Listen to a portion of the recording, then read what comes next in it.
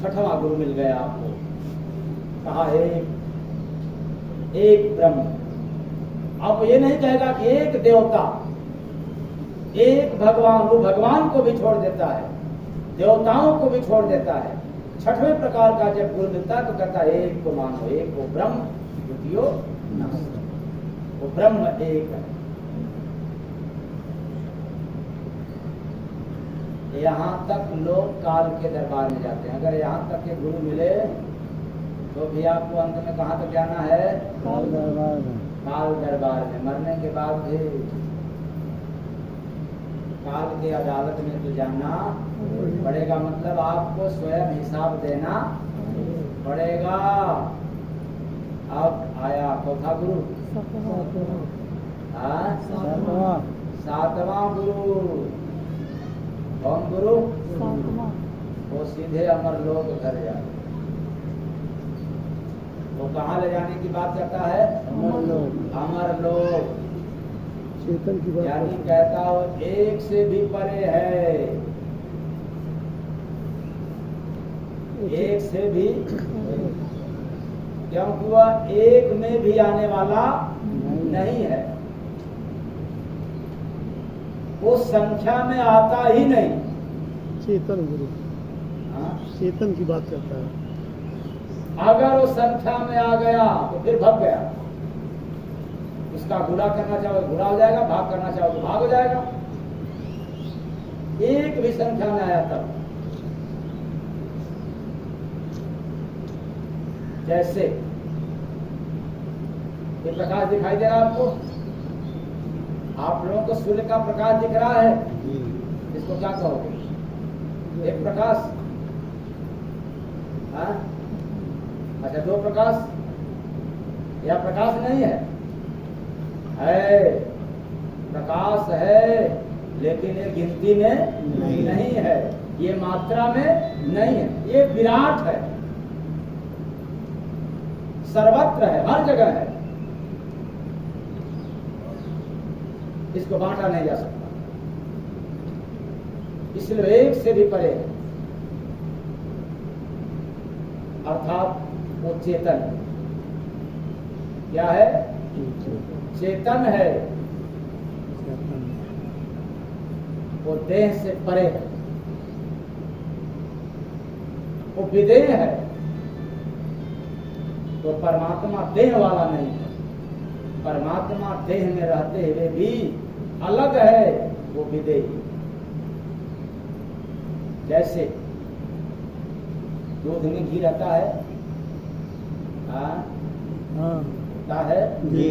अच्छा, दूध में रहता है, रहता है ना, दूध में ही रहता है ना, अलग नहीं रहता। दूध में घी छिपा हुआ है, और जब घी अलग हो जाए उसको फिर दूध बनाओ, नहीं बनेगा, नहीं बनेगा। अरे तो दूध में ही है घी, तब तो दूध में छिपा हुआ है। लेकिन जैसे ही दूध से घी निकल जाएगा, घी बन जाएगा, आप उसको फिर दूध में मिलाना चाहो तो मिलने वाला नहीं है, वो रहेगा लेकिन अलग रहेगा। ऐसे ही परमात्मा देहधारी नहीं, वो देह से अलग विदेह है, वो सबके अंदर है।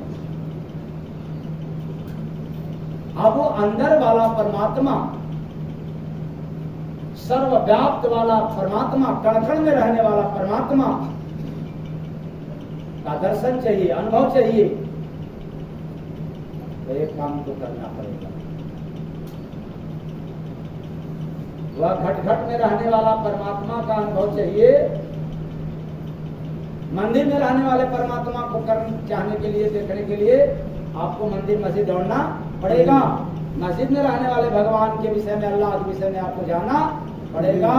लेकिन घट-घट में व्याप्त रहने वाले परमात्मा को अगर देखना है, पाना हो, तो आपको एक काम को करना पड़ेगा। एक भरोसा कर सतगुरु का, एक भरोसा पर सतगुरु का घट में तू मर जाएगा। ईश्वर का आवाज रे बंदे कान से तब टकराएगा। ईश्वर का आवाज रे बंदे कान से तब टकराएगा। ईश्वर का आवाज रे बंदे। तो तत्वदर्शी महापुरुष सदगुरु की बात मैंने कहा, 7वें प्रकार का जो गुरु होते हैं। इसलिए इसके पहले आप जितने गुरु अपनाए हैं उस ऐसे गुरु के पास आना जाना जारी रहे, आते जाते रहे। लेकिन आत्म कल्याण के लिए आपको 7वें गुरु की शरण में जाना पड़ेगा। जब तक गुरु न मिले ऐसे, तब तक आपको गुरु की तलाश जारी रहना चाहिए। क्यों? जब तक गुरु मिले नहीं साचा, तब तक गुरु करे 10 पाचा। और आप लोग कहते हैं कि गुरु बदलना नहीं चाहिए। कुछ लोग कहते हैं ना गुरु बदलना नहीं चाहिए, और कुछ गुरु लोग कहते हैं कि पतिव्रता बनो। यानी अब तुम्हारा विवाह हो गया तो पतिव्रता बन जाओ, यानी गुरुमुख हो गए तो अब। तो उनसे पूछता हूँ कि कौन सा विवाह हुआ है, देह का हुआ है कि आत्मा की? आत्मा आत्मा। तो आत्मा का मालिक होता कौन? सदगुरु। गुरु होते हैं कि सदगुरु होते हैं? सदगुरु। वो भी तत्वदर्शी गुरु होते हैं कि केवल तत्वदर्शी? नहीं, यहाँ से नहीं समझ आएगा। 2 तरह का नाम है, वर्णात्मक नाम, धनात्मक नाम। तो वर्णात्मक नाम देने वाला गुरु इसका मालिक होता है कि धनात्मक नाम देने वाला? धनात्मक। धनात्मक मतलब ध्वनि, जो आपके अंदर ध्वनि उठ रही है, इस नाम को जो पकड़ा देने वाला होता है वो तत्वदर्शी गुरु है, यही इसका मालिक है। और जो बड़ात्मक यानी राम अल्लाह वायु गुरु गाड़ दे दिए, ये तो बड़ात्मक है, ये तो लिखने वाला है, बोलने वाला है। इस नाम से आपको अमरलोक यानी अपने वतन जाने का मार्ग मिलता नहीं। तो यहाँ तक 6 प्रकार के जो गुरु होते हैं, इनके शरण में है तो काल के दरबार में आपको जाना पड़ेगा, चाहे कितना भी पूजा पाठ कर लें। जब 7वां गुरु मिलता है तब जा करके हम इसे पार होते हैं, जिसको सदगुरु कहते हैं। ये जन्म जन्म की पाप को भी मिटा देने वाले होते हैं। जन्म की पाप को कुछ लोग कहेंगे हम तो भोग रहे हैं, क्या कहेंगे कुछ लोग? तो जन्म की पाप मिटाने की क्षमता है उसके पास, और आप कहोगे कि हम भोग रहे हैं, दोनों में कैसे समाधान होगा?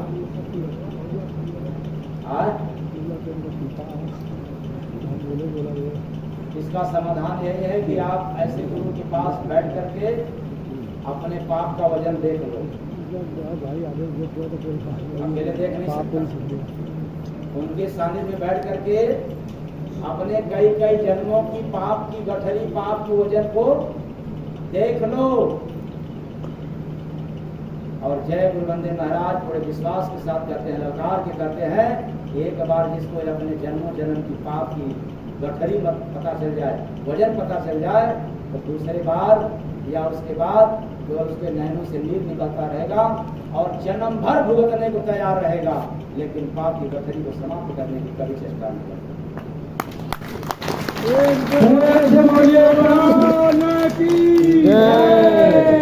ऐसा क्यों?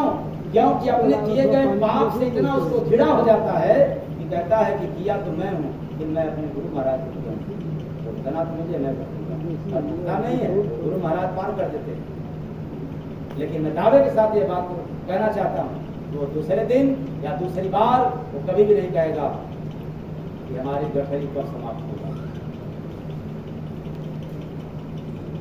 इतना है सामर्थ्य ऐसे गुरुओं को। तो साधना और तपस्या, तो मैं इस बात को कहा कि जो सदगुरु के निर्देशानुसार किया जाए उसे क्या कहते हैं? साधना कहते हैं। और सतगुरु के बिना कोई तत्वदर्शी महापुरुष नहीं मिला।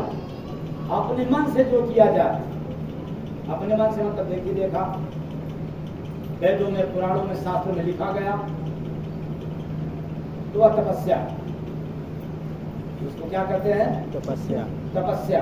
कोई एक टांग पे खड़ा होकर के, कोई खूब उपवास रख करके, कोई खूब माला जप करके, कोई तो मुझे बुक लाता है अपना, वो लिखा रहता है सीताराम सीताराम, कोई राम राम राम, कोई राधे श्याम राधे श्याम राधे श्याम, पूरा एकदम सेंटर से लाइन बाई लिख करके लाते हैं कि हमने इतना लाभ जो है वो लिख दिया। किसी को तो कह देना पड़ता है तुमने अपना समय फालतू बर्बाद कर दिया।